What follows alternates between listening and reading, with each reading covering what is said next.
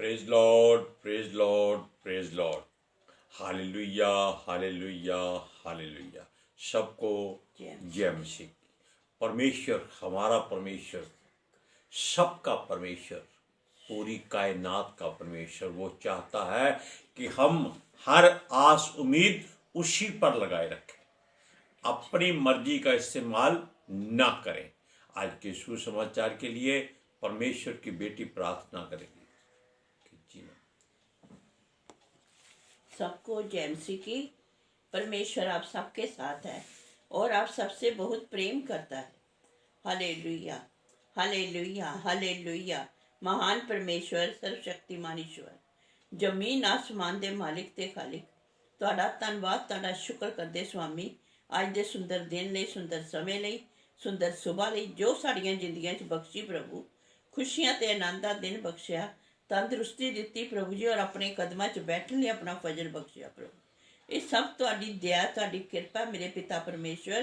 तुहाडी बेटी हिरदे तो तुहाडा धन्नवाद, तुहाडा शुक्र करदी स्वामी, जो हर रोज की सेवा बख्शी मेरे पिता जी।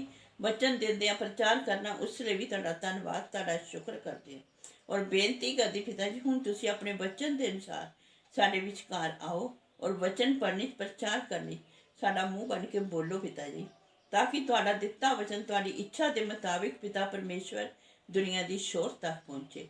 तुहाडा धन्नवाद, तुहाडा शुक्र करदे हां प्रार्थना सुनने लई। प्रार्थना प्रभु जीसस दे समर्थी दे पवित्र नाम विच मंग लैने, आमीन, आमीन। हालेलुया। सुनिए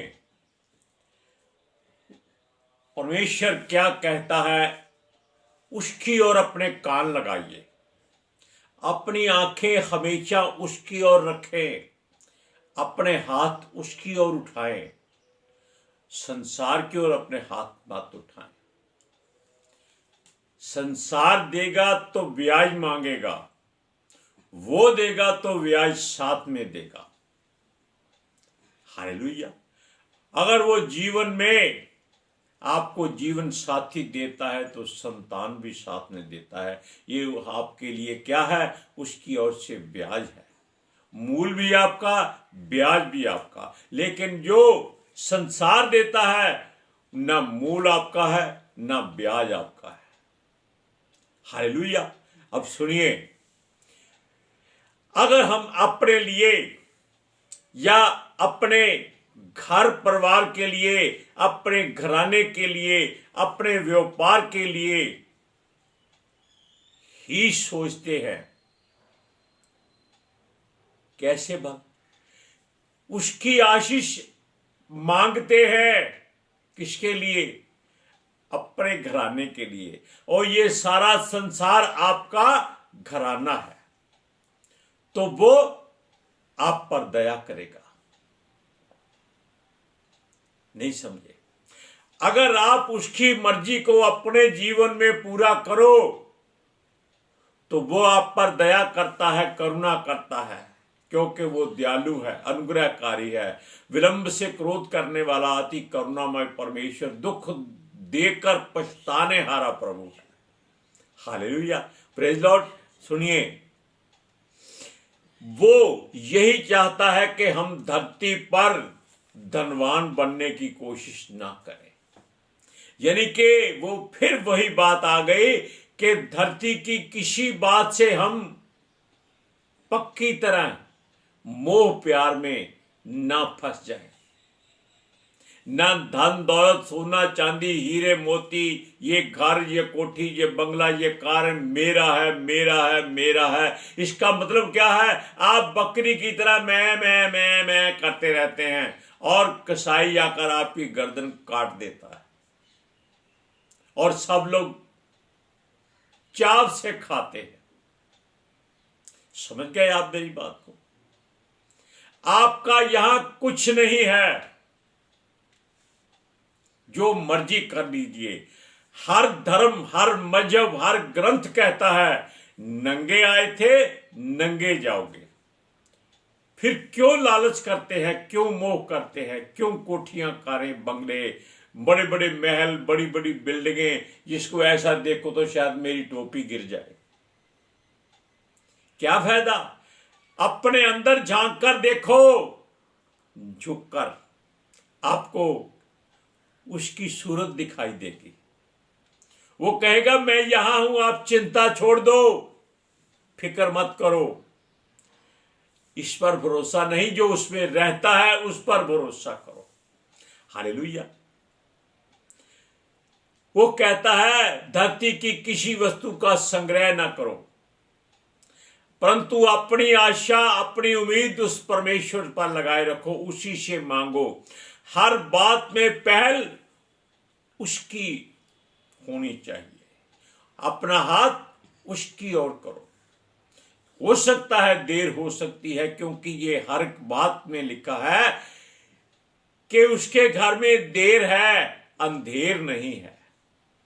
प्रेज लॉर्ड, हालेलुया। और ये बात हर कोई जानता है, चाहे वो 2 दिन से भूखा क्यों ना हो, भाई उसके घर में देर हो सकती है, अंधेर नहीं हो सकता। अगर आप भूखे हैं तो आप मर नहीं सकते। हो सकता है आपके शरीर में कोई विकार हो, उसने आपको भूखा रखा हो। इसीलिए वो कहता है हमारा प्रभु कि उपवास करो। हमसे नहीं होता, हम झूठ नहीं बोलते, हमसे उपवास, हम कोशिश करते हैं कि उपवास करें।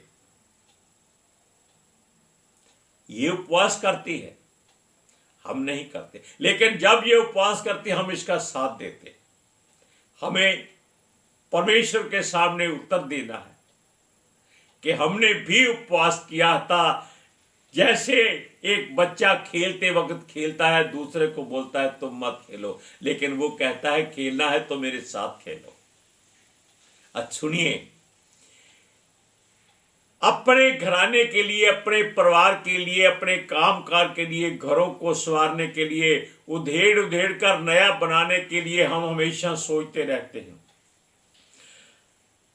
हम हर सुबह सवेरे उठकर अपने काम पर जाते हैं, अपना घर बनाते हैं, लेकिन हम परमेश्वर के घर की ओर नहीं देखते, इसको छोड़ देते, इसका ध्यान नहीं देते। बीमारियां लगी रहती हैं, कामनाएं बनी रहती हैं, निगाहें गंदी रहती हैं, कान बुरी बातें सोचते हैं, जुबान गंदी बातें बोलती है, कोठियां बड़ी से बड़ी पैसा लगाते रहते हैं। यानी कि परमेश्वर के भवन की ओर हम ध्यान नहीं देते।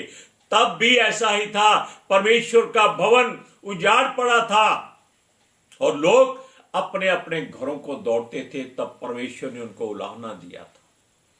क्या तुम नहीं जानते कि परमेश्वर का भवन उजाड़ पड़ा है और तुम अपने अपने लकड़ी के बढ़िया सुंदर घरों में रहते हो, वहीं दौड़ते हो, शाम को सुबह को घर की ओर दौड़ते हो।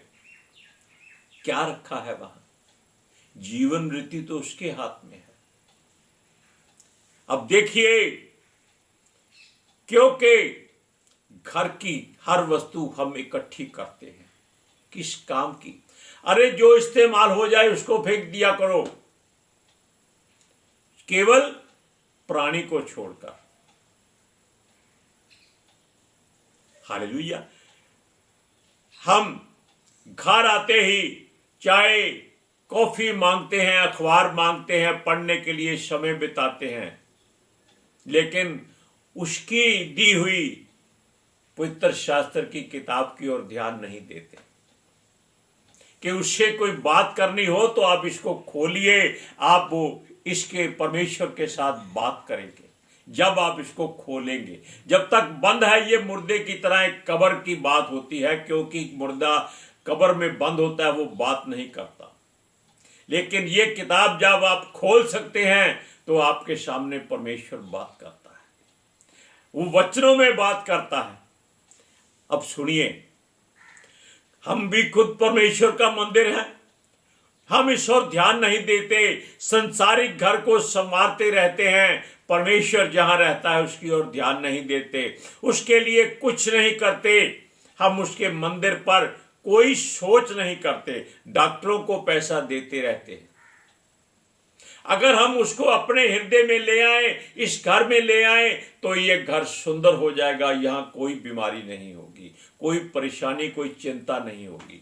अब सुनिए, परंतु उसके मुख से निकले हर वचन से हम शुद्ध हो जाते हैं, क्योंकि उसके वचन से हमको जीवन मिलता है। हालेलुया। और परमेश्वर का दास हग्गई के द्वारा परमेश्वर का भवन उजाड़ पड़ा था। ये वचन में कहा गया है। वो कहता है उसकी ओर कोई ध्यान नहीं देता। तब परमेश्वर के दास ने याद दिलाया कि परमेश्वर का मंदिर फिर से बनाया जाए, क्योंकि लोग अपने चाल चलन में बिगड़ चुके हैं और शाम को अपने घरों में दुबक जाते हैं। दास ने कहा कि परमेश्वर के लोग उसे फिर से पहले जैसा कर देंगे अगर वो चाहेंगे। आप सुनिए, और अगर परमेश्वर का भवन सुंदर है तो परमेश्वर प्रसन्न होता है। उस भवन में वो आया जाया करता है और लोग अपने आप को उससे बचा नहीं सकते। हालेलुया। क्यों? यहोवा के मंदिर के लिए कुछ नया करना है। वचन को पढ़िए, हग्गई की पुस्तक पहला अध्याय उसकी 7 और 8 वचन में। सेनाओं का यहोवा तुमसे जो कहता है, अपने अपने चाल चलन पर सोचो। पहाड़ पर चढ़ जाओ और लकड़ी ले आओ और इस भवन को बनाओ, और मैं उसको देखकर प्रसन्न होऊंगा और मेरी महिमा होगी। यहोवा का यही वचन है। आप कहेंगे पहाड़ पर लकड़ी चढ़ने के लिए इस बदन का क्या काम है? अरे थोड़ा सोचिए। उस समय परमेश्वर का भवन सचमुच परमेश्वर ने खुद इनके ही इजरायलियों के बैरियों से खत्म करवा दिया था, उजड़वा दिया था। सोना लूट कर ले गए थे, चांदी ले गए थे, लकड़ी ले गए थे, सब कुछ ले गए, पत्थरों को भी ले गए थे। इसीलिए उस जगह पर परमेश्वर कहता है फिर से भवन बनाया जाए। ये भवन जो परमेश्वर का है, अगर ये उजड़ जाएगा तो आप किसी काम के नहीं रहेंगे। वचन में लिखा है कि जैसे खेत में हल चलने से ढीले फूटते हैं, वैसे हमारी हड्डियां अधोलोक के मुंह पर छितराई हुई है। अरे उस बात को सोचो कि आपका फ्यूचर उस तरह ना हो जाए, आपका भविष्य कहीं बिगड़ ना जाए। उसके मंदिर को बनाना शुरू कर दो। पहाड़ से लकड़ी, पहाड़ क्या है? वो परमेश्वर। उससे वचन ले आओ और इस मंदिर में जड़ते जाओ। ये मंदिर परमेश्वर की पसंद का मंदिर बन जाएगा। वो इसमें आया जाया करेगा। हालेलुया। अब देखिए, हमने अगर उसकी बात नहीं मानी तो वो आकाश से गिरने वाली ओस को गिराने से रोक देगा, ओस को रोक देगा। आप कहेंगे ओस से क्या हो जाता है? सुबह फर्श गीला होता है, धूप निकलती है, खत्म हो जाती है। अरे आकाश से ओस गिरती है, पूरी धरती सिज जाती है, और आपको जो फसल बिजाई होती है आपके द्वारा, उसको वो ताकत देती है, समर्थ देती है। जो धरती पर आप बीज को बीजते हैं, उसकी ओस से वो जीवन पाते हैं और फूटकर धरती से बाहर कोंपले निकलती हैं। आप कहते हैं ओस क्या है? गिरी, खत्म नहीं। उसकी कीमत, परमेश्वर की हर छोटी से छोटी बात की कीमत हमारे जिस्म से करोड़ों गुना ज्यादा कीमती है। वो हवा चलती है, आप कहते हैं आंधी चलती है, क्या बात है, मुंह गंदा हो गया, नाक गंदा हो गया, मुंह पर मिट्टी आ गई, बाल गंदे हो गए, कपड़े गंदे हो गए। अरे शुक्र करो कि आपका आत्मा गंदा नहीं हो गया। क्यों? वो आंधी इसीलिए चलाता है कि आपके मुंह पर कहीं कीचड़ ना लग जाए। आंधी आए और वो मिट्टी आपके मुंह पर लगा दे ताकि आप मिट्टी को झाड़े तो कीचड़ साफ हो जाए। इन बातों को बहुत गहराई से सोचा करो। परमेश्वर की किसी बात को हंसी ठट्ठे में मत लेना, उसका कभी मजाक मत उड़ाना। वो कहता है अगर उस बंद कर दी तो आपकी धरती रेगिस्तान हो जाएगी। अब तब आप क्या करेंगे? रेगिस्तान हो गई तो आप क्या करेंगे? बिच्छू सांप वहां होंगे, जहरीले कीड़े होंगे।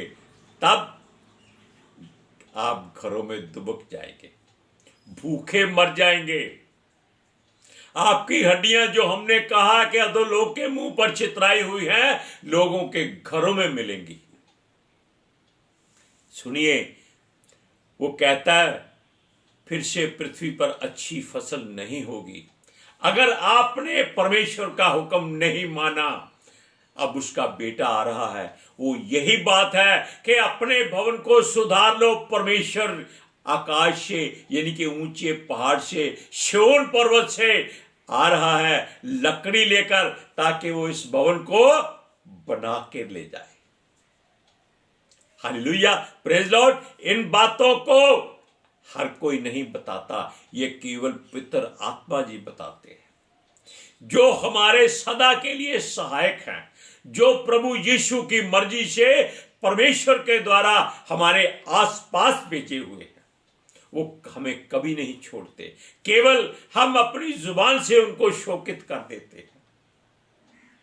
हालेलुया। अब देखिए, वो कहता है फसल नहीं होगी, धरती सूख जाएगी, हर वस्तु डामाडोल हो जाएगी, चारों ओर परमेश्वर की ओर से हर वस्तु का अकाल पड़ जाएगा।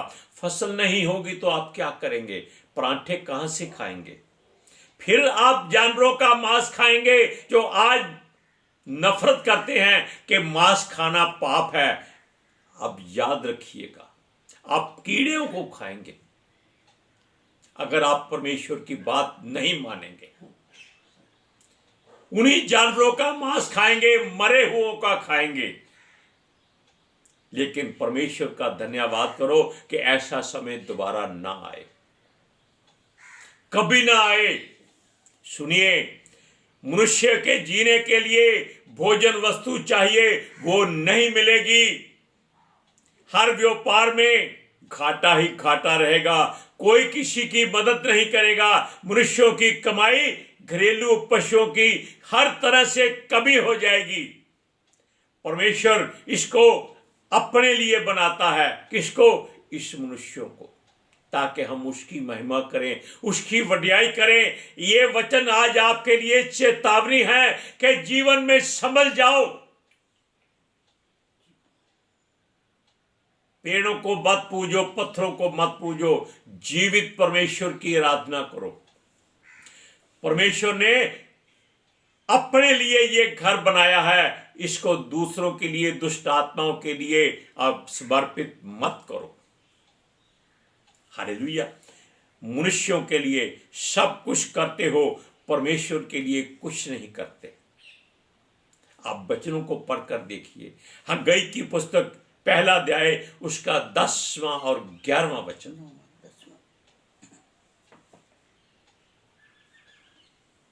इस कारण आकाश से ओस गिरना और पृथ्वी से अन्न उपजाना दोनों बंद हैं। मेरी आज्ञा से पृथ्वी और पहाड़ों पर और अन्न और नए दाख मधु पर और ताजे तेल पर और जो कुछ भूमि से उपजाता है उस पर और मनुष्य और घरेलू पशुओं पर और उनके परिश्रम की सारी कमाई पर भी अकाल पड़ा है। देखा आपने, परमेश्वर का वचन कभी झूठा नहीं हो सकता। ये वचन वो वचन है जिसमें जीवन है। इसको आप हल्के में कभी मत लीजिएगा। हमेशा समझिए कि ये आपकी सांसें हैं जो कभी रुक ना जाए। परमेश्वर आपको कभी भूखा ना मरने दे, किसी बात की आपको घटी ना हो। आप हमेशा तंदुरुस्त रहें अगर आप परमेश्वर की ओर अपना ध्यान दें। हालेलुया। आज का वचन आपके जीवन में चेतावनी है, आने वाले समय से बचकर रहिए। यीशु मसीह आ रहा है, वो अपने भवन को बनाने के लिए, किसी और काम के लिए नहीं। आज के वचन के लिए परमेश्वर की बेटी प्रार्थना करेगी। Hallelujah. Thank you Jesus, thank you Lord, thank you पिता आत्मा जी। ਤੁਹਾਡਾ ਧੰਨਵਾਦ, ਤੁਹਾਡਾ ਸ਼ੁਕਰ ਕਰਦੇ ਸੁਆਮੀ, ਸਾਡੇ ਵਿਚਕਾਰ ਆਉਣ ਲਈ, ਵਚਨ ਪੜ੍ਹਨੇ, ਪ੍ਰਚਾਰ ਕਰਨੇ, ਸਾਡਾ ਮੂੰਹ ਬਣ ਕੇ ਬੋਲਣ ਲਈ ਪਿਤਾ ਜੀ। ਤੁਹਾਡਾ ਧੰਨਵਾਦ, ਤੁਹਾਡਾ ਸ਼ੁਕਰ ਕਰਦੇ ਸੁਆਮੀ। ਸੱਚਮੁੱਚ ਖੁਦਾ ਤੁਹਾਡਾ ਦਿੱਤਾ ਵਚਨ ਤੁਹਾਡੀ ਇੱਛਾ ਦੇ ਮੁਤਾबिक ਪਿਤਾ ਪਰਮੇਸ਼ਵਰ ਦੁਨੀਆ ਦੀ ਸ਼ੋਰ ਤੱਕ ਪਹੁੰਚੇ, ਲੋਕ ਸੁਣਨ ਔਰ ਸੱਚਾਈ ਨੂੰ ਜਾਣਨ ਔਰ ਸੱਚਾਈ ਉਹਨਾਂ ਨੂੰ ਆਜ਼ਾਦ ਕਰੇ। ਪਿਤਾ ਜੀ, ਮੈਂ ਤੁਹਾਡਾ ਧੰਨਵਾਦ, ਤੁਹਾਡਾ ਸ਼ੁਕਰ ਕਰਦੀ ਹਾਂ ਸੁਆਮੀ, ਔਰ ਤੁਹਾਡੇ ਬੱਚੇ ਹਮੇਸ਼ਾ ਤੁਹਾਡੇ ਅਨੁਗ੍ਰਹਿ ਵਿੱਚ ਬਣੇ ਰਹਿਣ। आमीन। Praise Lord. परमेश्वर सबके जीवन में शांति लाए। सबको जय मसीह की।